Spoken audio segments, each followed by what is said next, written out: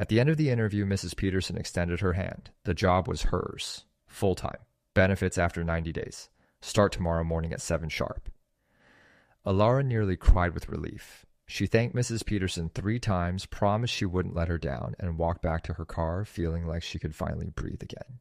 She turned the key. The engine coughed, sputtered, and died. She tried again. Nothing. Smoke began seeping from under the hood in thick, oily clouds. Alara got out and stared at the car in disbelief. The engine was completely destroyed. She had no money for repairs. None. Her mother had barely enough to cover groceries for the week. Alara called a tow truck she couldn't afford and had the car dragged to a mechanic who delivered the news she already knew. The engine was dead. A full replacement would cost at least $2,000.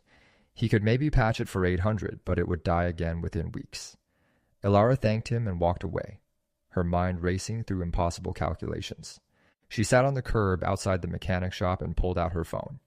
The address for Riverdale Logistics glowed on the screen. She switched to the map and selected walking directions. The route appeared in blue.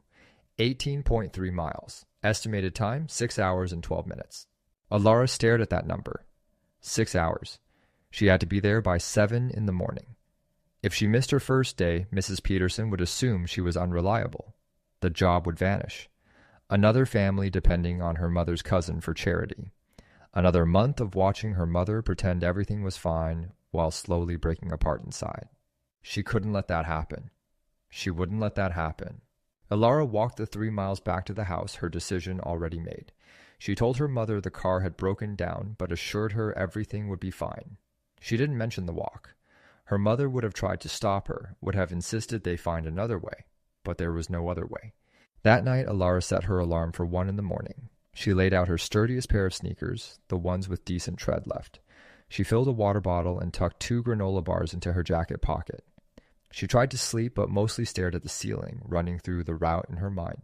When the alarm buzzed, Alara didn't hesitate. She dressed in silence, laced her shoes tight, and slipped out the front door into the cool darkness. The street was empty. No cars, no lights in any windows. Just her and the long road ahead. She started walking, 1 foot in front of the other. The first mile felt easy. The second mile felt manageable. By the 3rd mile, her calves were already starting to burn. The highway stretched endlessly ahead, illuminated only by the occasional streetlight and the cold glow of her phone screen. Alara kept the map open, watching the blue dot inch forward with agonizing slowness. She passed closed gas stations and darkened strip malls. A few trucks rumbled past, their headlights briefly flooding the road before leaving her in darkness again. By mile 5, her feet were throbbing. The sneakers that had seemed sturdy enough now felt paper-thin against the relentless pavement.